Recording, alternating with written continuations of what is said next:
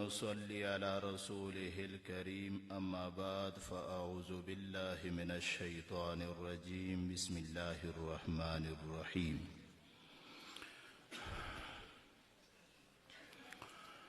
اهدنا الصراط المستقيم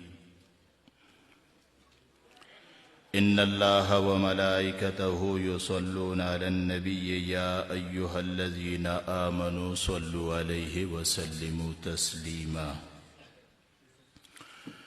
اللهم صل على سيدنا ومولانا محمد بعدد من صلى وصام.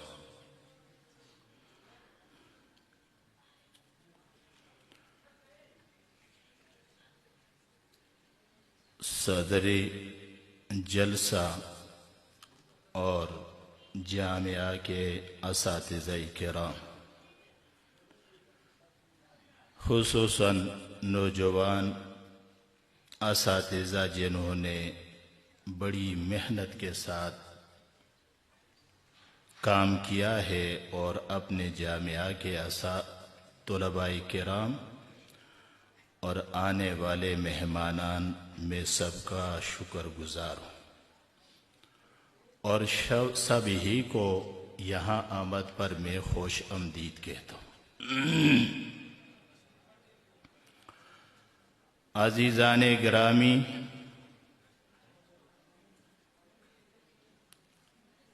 ہمارا مقصد وہ اللہ کا دین سیکھنا، سکھانا، پھیلانا اور اس پر عمل کرنا ہے۔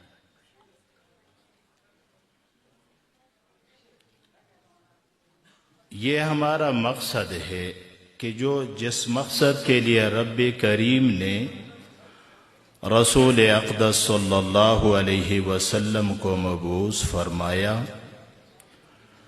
اور آپ کے جان نثار صحابہ کرام نے جس محنت، جس لگن سے آپ کے اس کام کو پایہ تکمیل تک پہنچایا، بس وہ ہمارا بھی کام ہے۔ اور یہ ایسا عظیم کام ہے کہ اگر اس کے علاوہ کوئی اور کام اہم ہوتا، کوئی اور شعبہ اہم ہوتا، تو اللہ اپنے رسولوں کو اس کے لیے مبعوث فرماتے، لیکن اللہ کے ہاں سب سے اہم چیز یہی ہے، اس لیے تو اللہ نے اپنے رسولوں کو اسی ہی کی تکمیل، اس کے پھیلانے کے لیے اور اس کی تشہیر کے لیے مبعوث فرمایا۔ ہمیں اللہ کی اس نعمت کی قدردانی کرنی چاہیے، یعنی ہم اللہ کا جتنا بھی شکر ادا کریں وہ کم ہے،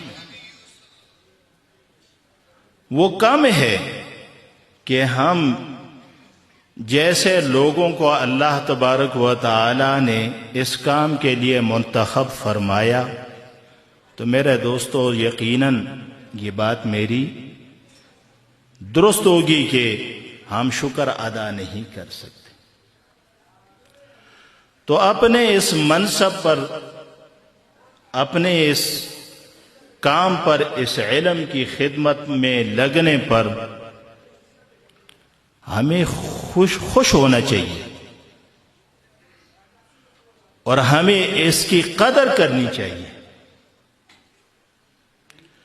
میں کہتا ہوں کہ جو لوگ دنیا کے مناصب کے لیے، منصبوں کے لیے اور کسی اور کام کو دیکھ کر کے ان کے لیے خوش ہوتے ہیں، اور ہم اگر ان سے متاثر ہوں گے تو یہ ہم اس دین کی ناقدری کرنے والے ہوں گے۔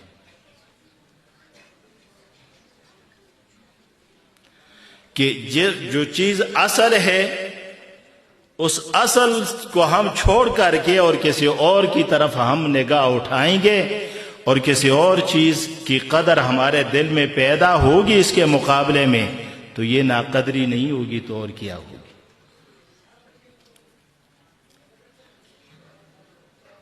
جب اللہ اپنے رسولوں کا انتخاب جس کام کے لیے اللہ فرماتے ہیں اور اس کام کی خدمت میں اگر کوئی بچہ گھر سے نکلتا ہے اور اس کام میں لگ جاتا ہے اور پھر اس کے مقابلے میں کسی اور چیز کو ہم سمجھنا، یہ ناسمجھی کی بات ہے۔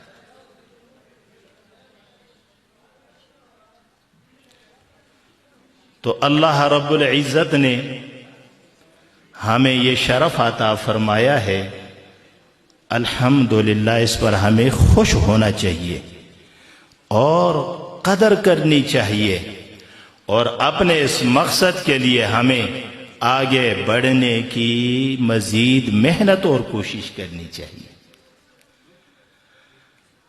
جیسے مجھ سے پہلے مولانا عبدالعزیز دامت برکاتہم نے فرمایا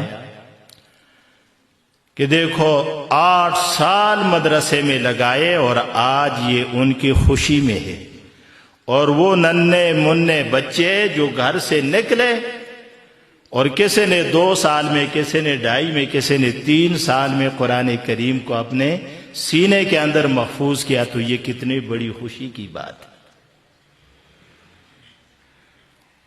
اور ہمیں بھی یہ خوشی ہے، بہت خوشی ہے کہ اللہ نے ان کی خدمت کی توفیق عطا فرمائی۔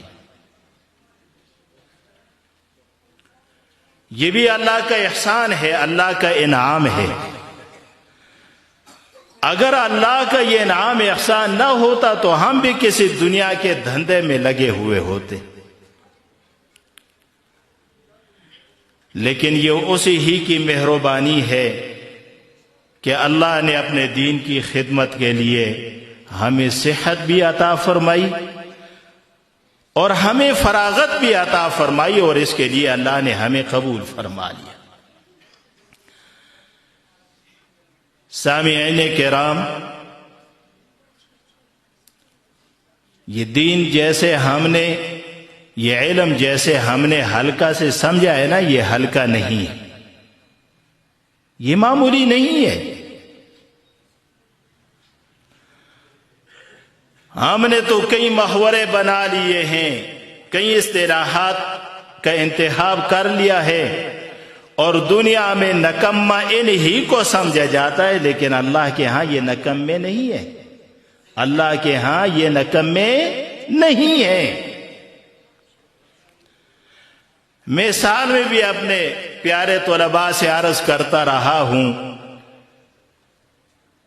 کہ ہمارے ان طلباء میں کیا کمی ہے؟ الحمدللہ دنیاوی تعلیم بھی ان کے پاس ہے، حسن و جمال کمال بھی ہے، اور یہ دنیا کے کسی کام میں اگر یہ لگیں گے کسی چیز میں تو یہ اوروں سے کس کام میں یہ کم ہیں؟ نہیں ہے، لیکن پھر بھی انہوں نے اس منصب کو، اس کام کو، اس مقصد کو انہوں نے اہمیت دی ہوئی ہے، تو حقیقت میں یہی اہمیت والی چیز ہے۔